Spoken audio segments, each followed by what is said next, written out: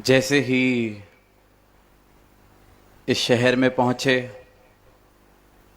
तो नज़र गई भगवान बुद्ध की प्रतिमा पर। अनेक स्थानों पर उनका नाम पढ़ने को मिला, आकृति देखने को मिली, प्रतिमाएं देखने को मिली। किस प्रकार ये शहर कुशीनगर ऐतिहासिक मायनों में भी इसका जिक्र किया जाता है। और जब वो प्रतिमा देखी तो एक कहानी, बड़ी प्रसिद्ध छोटी सी कहानी भगवान बुद्ध के समय की ध्यान में आई कि एक बार एक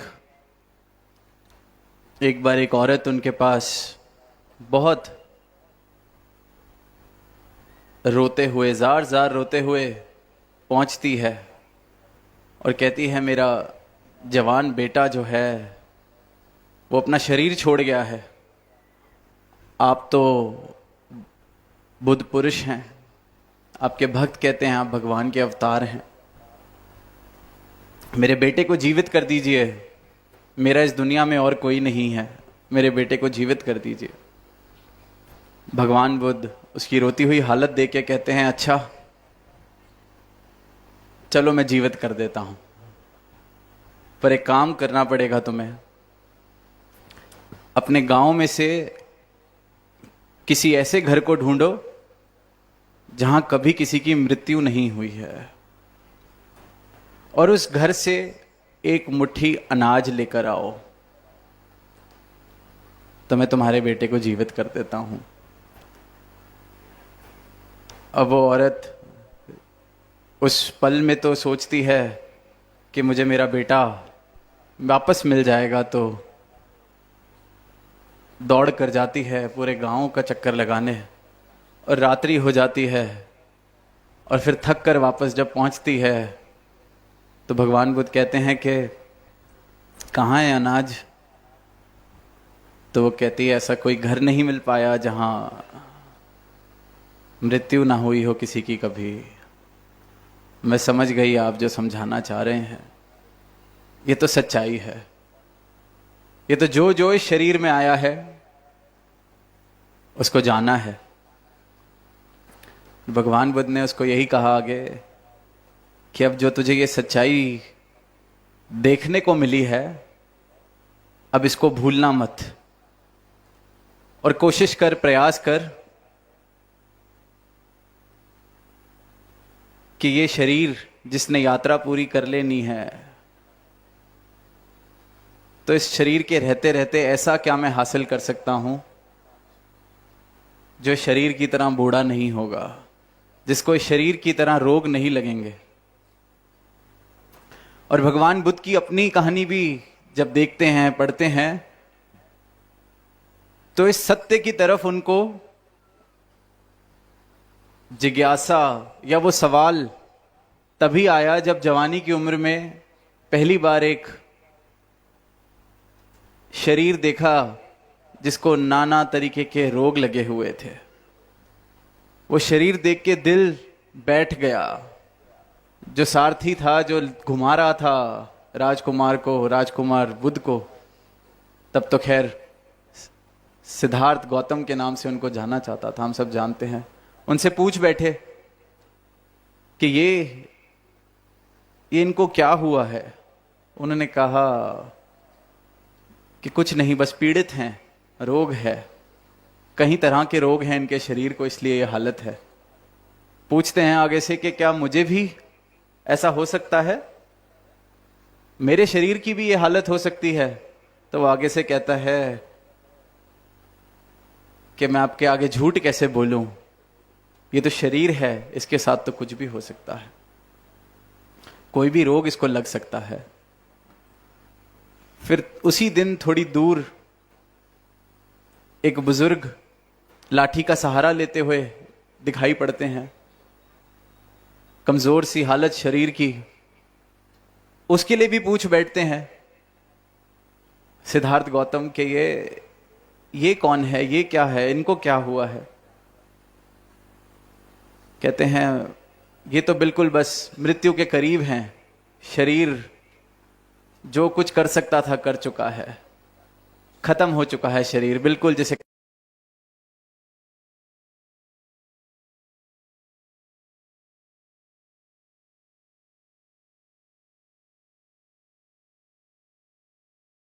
इतने वर्ष अगर आपकी उम्र हुई तो बुजुर्ग तो जरूर होगा ये शरीर, ये तो सच्चाई है।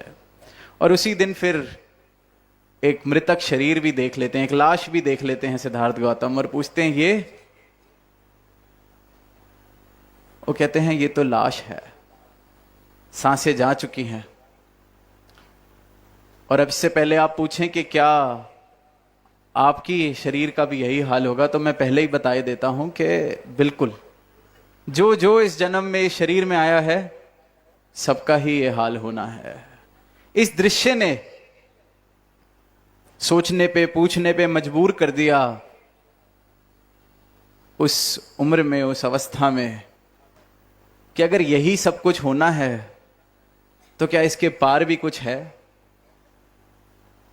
यही एक रोगी काया, यही चंद श्वासों का खेल और फिर मृत्यु, यही तो सिर्फ सच नहीं हो सकता, यही तो सिर्फ सत्य नहीं हो सकता। सिर्फ इसलिए तो यह जन्म नहीं मिला होगा।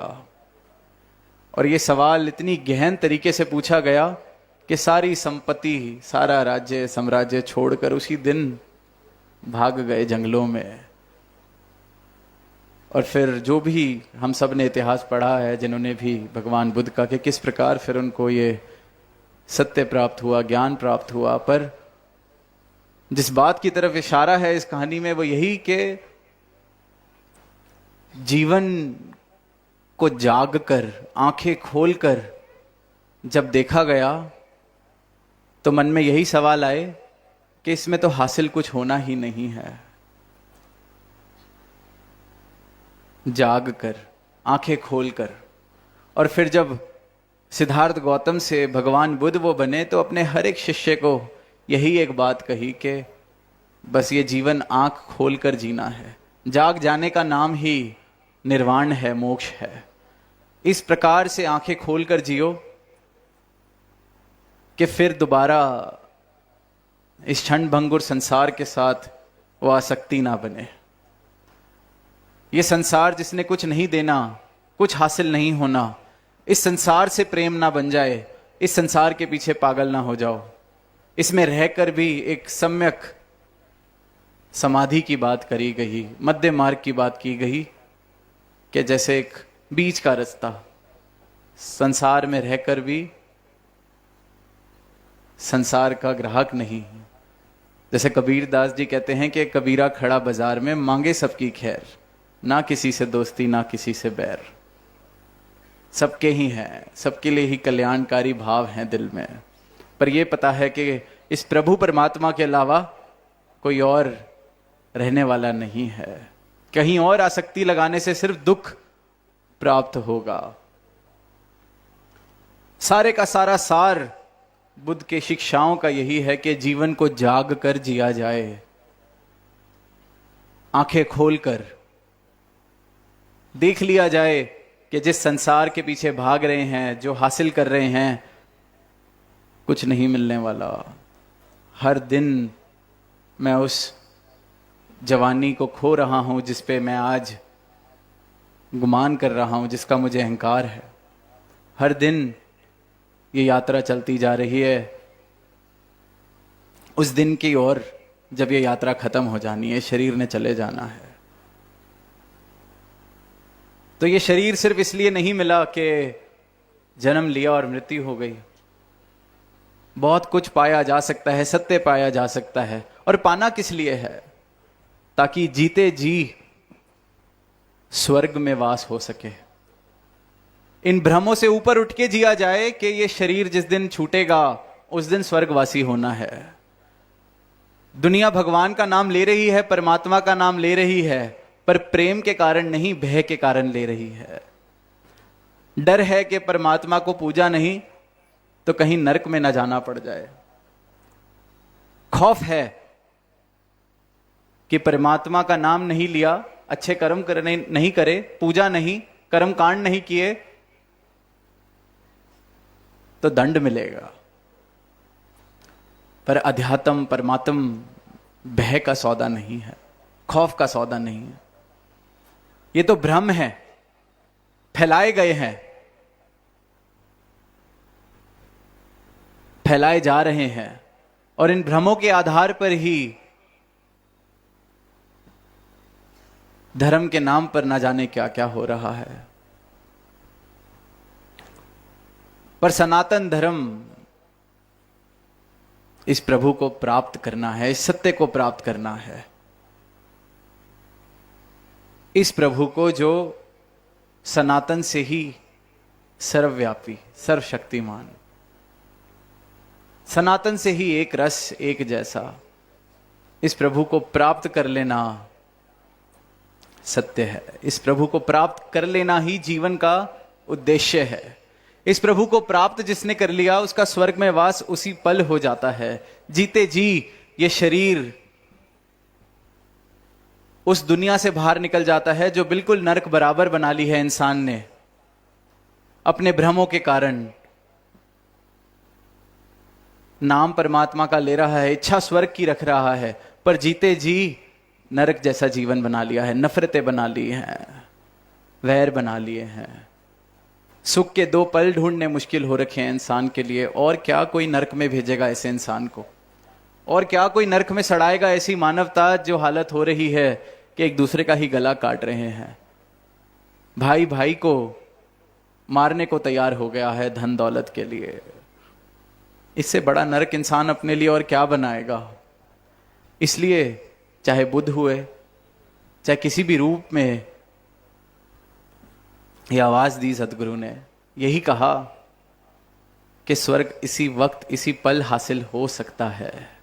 इस परमात्मा को प्राप्त कर लो, अपने भ्रम मिटा लो, सत्य के साथ अपना प्रेम बना लो, और फिर ये जो आसक्ति है क्षणभंगुर संसार के साथ जो दुख का कारण बन रही है, द्वैत का भाव है जो दुख का कारण बन रहा है, ये द्वैत खत्म कर लो जीवन से। और द्वैत खत्म कैसे होगा? जब मुझे इस एक के दर्शन होंगे, इस एक की जानकारी मिलेगी, इस एक की नजर मिलेगी, एक का बोध हो जाएगा और ये समझ आ जाएगा कि मैं इस एक से अलग नहीं हूं, मैं भी यह एक हूं, इसका अंश हूं। तो द्वैत जीवन से खत्म हो जाता है। द्वैत जीवन से खत्म हो गया तो दुख का मूल मिट जाता है। दुख जिन आधारों पर जीवन में आ रहा है वो खत्म हो जाता है। फिर जीवन में प्रेमा भक्ति, आनंद, दिव्य गुण इस प्रकार प्रवेश करते हैं कि मस्ती में रहता है इंसान, फिर इस प्रभु की मस्ती में, प्रेम की मस्ती में। आज एक आवाज दी गई इस मंच से, एक एक महात्मा ने एक ही बात कही कि कल्याण होई गबा, आत्मा का कल्याण होई गबा भैया, हम सबकी आत्मा का कल्याण होई गबा। एक ही आवाज दे रहे हैं कि सदगुरु के ब्रह्म ज्ञान को पाया है तो आत्मा का कल्याण हो गया है। और आत्मा का कल्याण करने का एक ही तरीका है, एक ही विधि है, एक ही उपाय है, आत्मा को उसकी पहचान हो जाए। सदगुरु के ब्रह्म ज्ञान के द्वारा आत्मा को उसकी पहचान हो जाए। इंसान ऐसी बातों से इतना दूर हो गया है, परमात्मा को पाया जा सकता है ऐसी बात सुन के ही कहता है कि ये पागलों जैसी बातें हैं।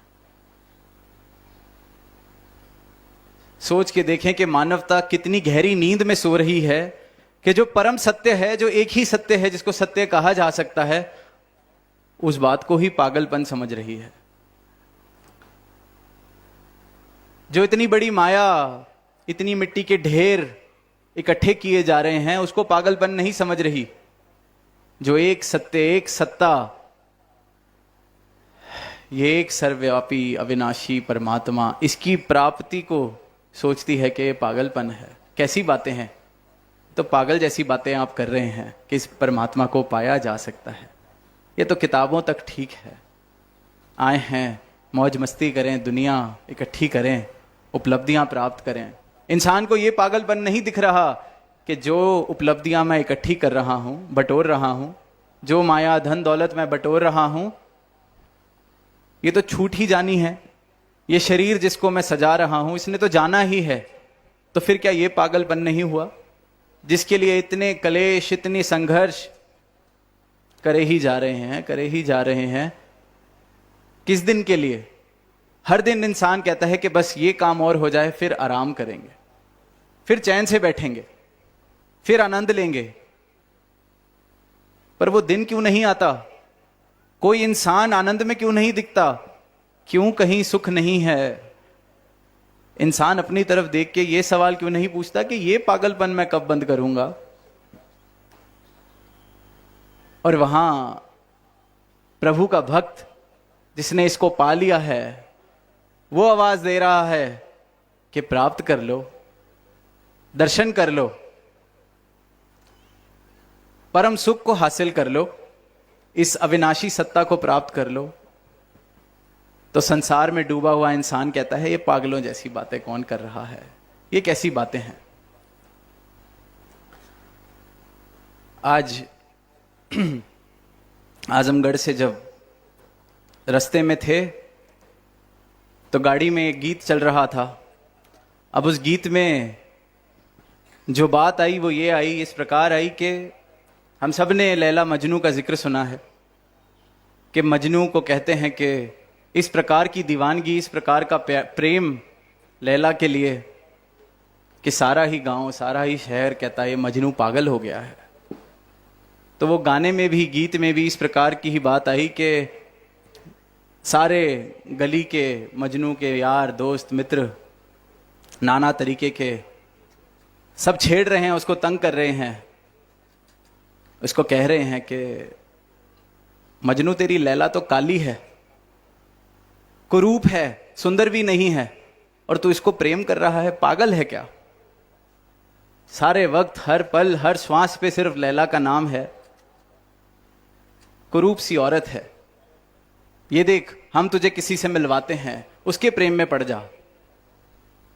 तेरी लैला सुंदर नहीं है, अच्छी नहीं दिखती। तो वो गीत में फिर कहते हैं कि मजनू आगे से कह रहा है उन सबको कि तुम्हारे पास आंख नहीं है उसको देखने वाली। वो कहते हैं तेरी लैला रंग दी काली है, वो कहता है ਤੁਹਾਡੀ अख ना वेखन वाली है, आंख नहीं है देखने वाली। और साथ संगत, जब सारा संसार भक्त को कहता है कि क्या परमात्मा को देखने की बातें कर रहे हो, इसको कैसे पाया जा सकता है, तो भक्त भी आगे से यही कहता है कि आपके पास आंख नहीं है देखने वाली, आंख हो तो प्रेम हो जाए इस प्रभु से।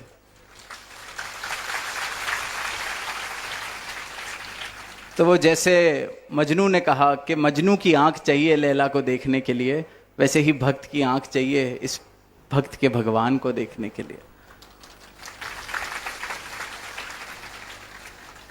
और ये जो आंख है ये सदगुरु देते हैं अपनी कृपा से, अपने ब्रह्म ज्ञान से। हर एक मानव को ये आंख दे रहे हैं जिस आंख से इस भगवान के, परमात्मा के दर्शन करके सही मायनों में इंसान भक्ति कर सके, सही मायनों में प्रेमा भक्ति कर सके, प्रेम इस प्रकार जीवन में प्रवेश कर जाए कि फिर सिर्फ प्रेम ही हो, शेष कुछ ना बच जाए। इसे भक्ति कहा गया है और यही संपूर्ण अवस्था प्रेम की भक्ति है। और भक्त जन यही आवाज दे रहे हैं कि हमने पाया है, इस रमे राम को पाया है, आप भी प्राप्त कर लें। ये मिथ्या संसार से आंखें खुल गई हैं, मिथ्या को देख लिया है, अब सत्य से नाता जोड़ लिया है। जो संदेश भगवान बुद्ध ने दिया वही संदेश ये दे रहे हैं, सब दे रहे हैं कि हमारे सदगुरु ने हमारी आंखें, नजरिया बदल दिया है, ब्रह्म ज्ञान की आंखें देके सत्य के साथ रिश्ता जुड़ गया है। इस परमात्मा को प्राप्त कर लिया जाए, करा जा सकता है। महापुरुष अंत में कह रहे थे कि ये गरीबी वाला क्षेत्र है, तो दास ये कहेगा गरीबी तो वहां है जहां संकीर्णताएं होती हैं, गरीबी वहां है जहां शिकवे होते हैं, गरीबी वहां है जहां सिर्फ और सिर्फ तृष्णाएं, महत्वाकांक्षाएं लालसाएं, लोभ मोह भरपूर तरीके से हों, यहाँ तो आप संतों के हृदय सिर्फ शुक्राने से इस परमात्मा से भरे हुए हैं। यहाँ इस राज्य से ज़्यादा, ऐसी सभा से ज़्यादा, संतों ब्रह्म ज्ञानियों से ज़्यादा अमीर इस दुनिया में कोई नहीं हो सकता, क्योंकि सच्ची दौलत हासिल कर ली है, राम रतन धन प्राप्त कर लिया है। और जिसने राम रतन धन प्राप्त कर लिया फिर वही सिर्फ धनवान है। कबीर सब जग निर्धना, धनवंता ना कोय, धनवंता सो जानिए जापे राम नाम धन होए। तो धनवान तो सिर्फ वही है जिसके हृदय में, जिसके दिल में ये प्रभु बस गया है, जिसने ये परमात्मा को प्राप्त कर लिया है। और यही आवाज दे रहे हैं संत कि आप भी धनवान हो जाइए, आप भी इस परमात्मा को प्राप्त कर लीजिए। सदगुरु से ये आंख ले लो जिससे ये परमात्मा दिख जाए। सही मायनों में भक्ति कर लो, सही मायनों में इस जीवन का कल्याण कर लो। किया जा सकता है। जीवन, ये जन्म मिला ही इसलिए है। ये जीवन धनवान होके बिताया जा सकता है। ये संकीर्णताओं में, शिकवों में, वैर विरोध ईर्ष्याओं में जीवन ऐसे व्यर्थ ना किया जाए। ऐसा जीवन है जिसको कहा जा सकता है कि कंगालता वाला जीवन है। ऐसे हृदय हैं जहां नफरत पल रही है, जहां कहा जा सकता है यहां गरीबी है। तो ये कंगालता वाला जीवन छोड़ दिया जाए। कोई मजबूरी नहीं है इस कंगालता को लेके चलना, ऐसा जीवन जीना। हम सब इस परम पिता परमात्मा की रचना है, इस शहंशाह के बनाई हुई रचना है। तो ये कंगालता नहीं, धनवंता हम सबका अधिकार है। असल धनवंता, ये राम रतन धन प्राप्त करने के लिए ये जीवन मिला है। तो इसको प्राप्त करते जाएं, इसको सही मायनों में इसके दर्शन करके फिर सही मायनों में भक्ति करी जाए। जीवन सुंदर बनता चला जाएगा, ये धरा सुंदर बनती चली जाएगी, दीवारें गिरती चली जाएंगी, क्योंकि हृदय इतने विशाल हो जाएंगे, हृदय राम रतन धन से भर जाएंगे। तो फिर ये धन भी प्रेम वाला हर जगह बांटा जाएगा, बांटा जाएगा तो और बढ़ता जाएगा। तो यही अरदास कि सबने ही ये आवाज दी है कि आत्मा का कल्याण हुआ है,